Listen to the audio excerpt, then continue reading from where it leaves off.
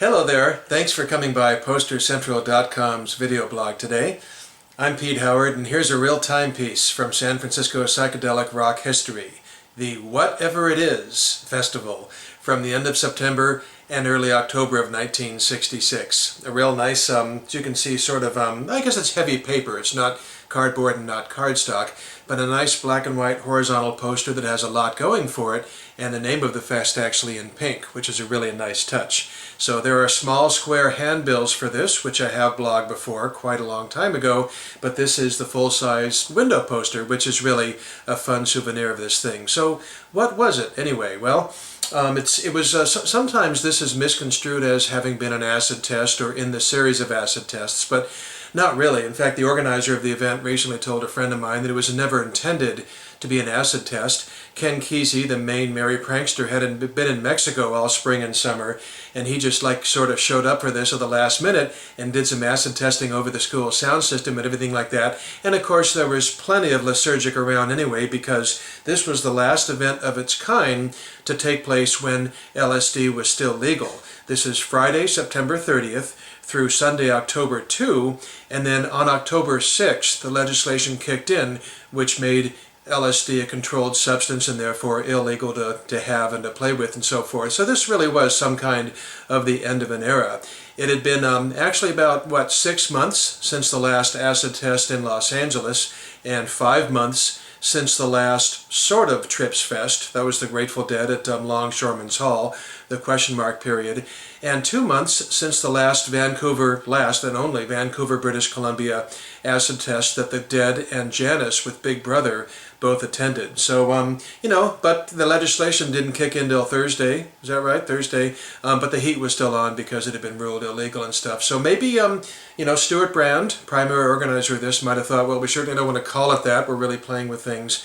And, giving the fragmenting scene and everything at the time, he might have just said, let's just call this Whatever It Is, and then whatever people make of it is what it is, because that's kind of a nice general rule in life anyway. But what we can be assured of what it was a continuation of multimedia entertainment that was such a hallmark of the acid tests and trip festivals and so forth.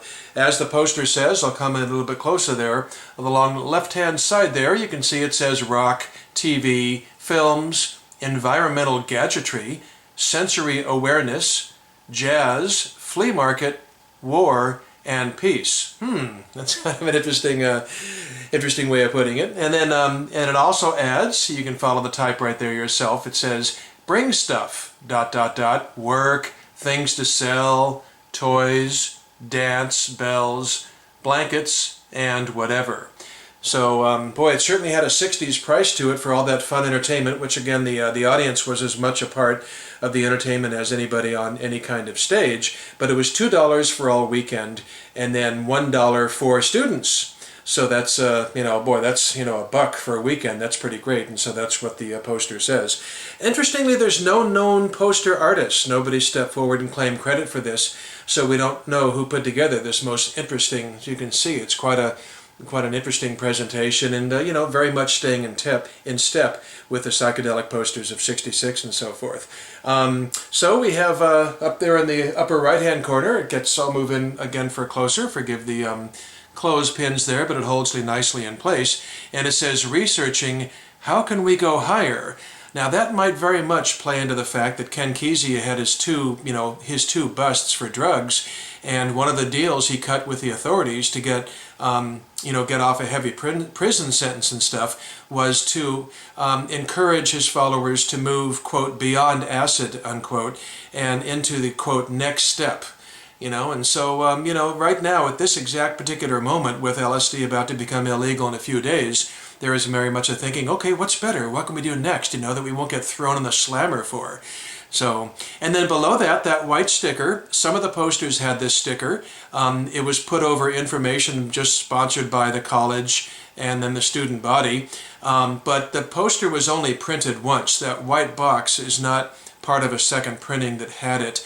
It's actually over the information I just mentioned, and it's basically just a typewriter typed on paper and then glued on there. So I'll come in for one supersonic close look up there, and then I'll tell you what it says, although you can probably make it out there. It says, it lists the bands. That's what's cool about it if you're into the music, which who isn't? It lists the Grateful Dead, Mimi Farina, The Only Alternative, The Committee, Ron Boise Sculpture, Bob Beck Light Show, Tom DeWitt Film Loops, Bernard Gunther, and Bernie Gunther was like a teacher, healer, author, pretty new on the scene at the time, and he was a co-founder of the Esalen Institute in Big Sur, which is still going strong. Then it says the Straight Theater and the Congress of Wonders, and etc., times 4.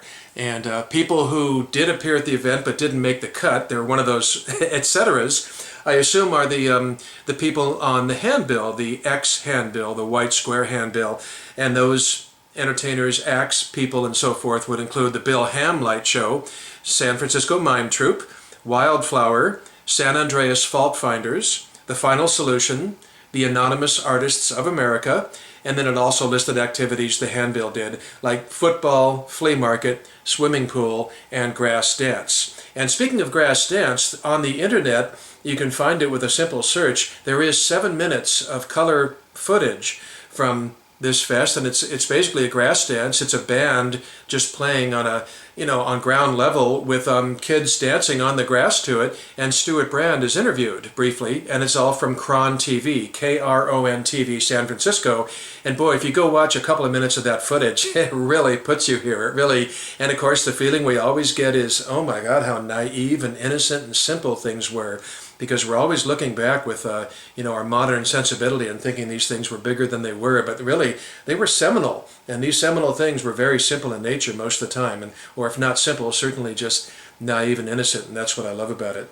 So let's see. Then you have off to the on the white sticker after the bands are mentioned, it does say by the associated students of SFSC and the Experimental College. And then you've got this wacky, crazy image. I mean, take a look at that. That's really something. It's it looks to me like a lot of naked people and animals, and a lot of those naked people riding the animals, both cows and horses and so forth.